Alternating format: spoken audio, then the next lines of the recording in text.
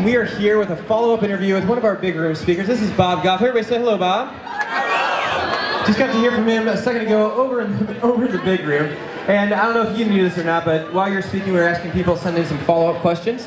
And so I have some here that have been texted in from different conference participants. So we're just going to kind of, fire them at you, see what you got. Done. You ready for them? Yeah. Let's do it. All right, so you're talking a lot about this idea of kind of incorporating love into all parts of life. So if you're talking to a youth worker who's asking, how do I make sure that love is a part of my ministry and my life? And so it's not just what I'm doing at church, but everywhere I'm going, what does love look like for a youth worker?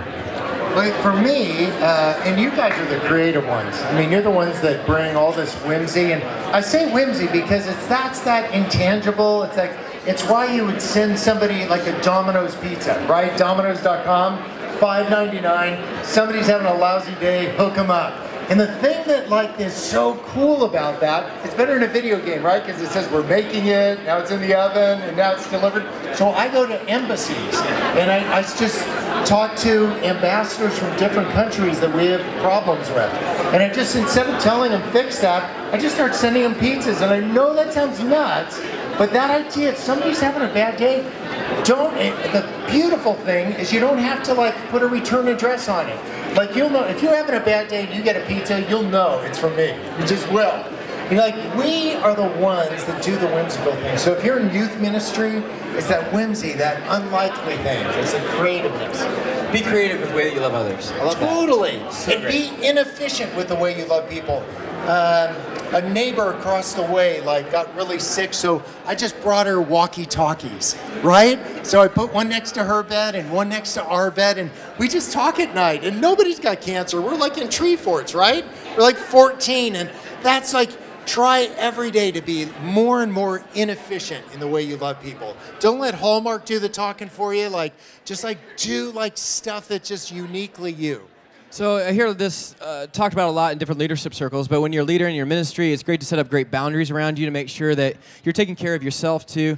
You kind of have a different spin on this. I've noticed that you've made yourself a little bit more accessible, more available than most in your position. In fact, you've gone so far to put your cell phone number in the back of every book that you've published. Is this true? Isn't that terrific? Let's talk about this for a second. I love What in the world that. are you thinking here? And for you, those of you that know that that's not good for you, if it's going to be a train wreck, don't do it.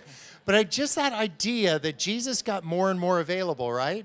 And I was getting less and less. So I just put the cell phone number in, and I don't have a special ring or whatever. It just rings. And the cool part is you just say hello. And then there's this awkward silence. They're waiting for you to say, I'm not here right now, but if you leave. But there's something. If I'm taking a deposition, I'll leave. I say, excuse me, don't invite me to dinner. It'll get interrupted a lot. Now, if Marie and I are talking about something, I'm not going to let it interrupt that. But other than that, at 5 a.m. in San Diego, because people don't know I don't live in Atlanta, they start calling because it's 8 a.m. for them. And Maria's dude, really? And for me, there's something really magical, and you know it, because you know youth people. And when we're doing that, I just feel every time it rings, I could do with a good fast, right? And you get that hunger pain, and it reminds you of that spiritual principle. But I just say, when it rings, I'm answering. And I'll riff on that for a second, all in the key of Jesus, but I don't make appointments with anybody. I haven't made an appointment in 2 years. So if somebody calls and say, can you meet me 2 Tuesdays from now at 3? I just say how about now, right? Because evidence of this, I'm available, we're talking. And if they say I can't, I just say well then call me 2 Tuesdays from now at 3. And I'd be lying if I said I had an appointment. So that idea of just, and you'll know you might be a candidate for doing this if you start abbreviating. If you start telling people, I have an 8, an 11, a 1, right? Yeah. That's a person who's making too many appointments. So I just cleared the deck. I don't show up at the orthodontist with my kids and say, put braces on them. I don't expect somebody else to live that way. But for me, man, it's been terrific. Do that at your churches. I don't make appointments.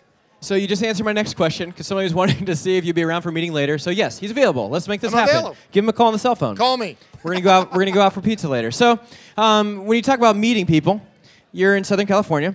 I hear that you prefer to meet at a certain location. Why don't you tell us about this? Oh, you guys, Tom Sawyer Island. I have all my meetings at Tom Sawyer. I have some uptight Wilshire Boulevard lawyer wants to meet me. I ain't going to Wilshire Boulevard. He ain't coming to San Diego. So I say, what if we meet in Anaheim? And he's thinking high rise. I'm thinking Tom Sawyer Island, right?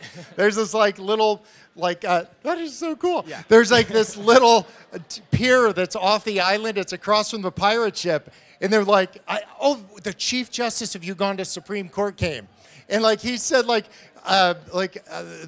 I see your office? I'm like, awesome. So we drove by all the high rises on Wilshire, and we pulled into Disneyland, and he said, you have an office here? I'm like, dude, I have a pirate ship here. So that's the idea. And if somebody wants to meet me $65 worth, we meet. And if they don't, it's all good. I started the next book this past Wednesday, and I went to Tom Sawyer Island to do it. I just started, have that place, whatever it is, a Starbucks, some place where you start all good things. You kind of put a flag in the sand. And for me, it's Tom Sawyer Island on Wednesdays. That's so great. This is a great question someone sent in, and I'm just going to preface it with their opening statement. But they're saying, I've been a youth minister for 5 days now. They're brand new. They're just starting. So if you're going to pass on all sorts of wisdom to someone who's they're green, they're getting involved in youth ministry for the very first time, what are the things they absolutely need to know? Oh, man. I keep circling back to that idea of loving people inefficiently. Somebody asked me what my kind of life statement would be, and it would have to do with what if we weren't afraid anymore? What if I could give you guys 2 tickets? You got 2 epic fails a year. You have these tickets you carry around, and then you just get 2 of them. Don't fail at relationships. You'll have more baggage than Delta Airlines. But pick, you get 2 fails a year, but they can't be small ones, epic. I would say to that person, give your permission. Literally, I carry around tickets in my, I hand them out. I know that's so dumb. But you get 2. So what if I do this Jedi thing? You get 2 fails. So person who has 5 whole days in a row doing this, give your permission, self-permission to do that.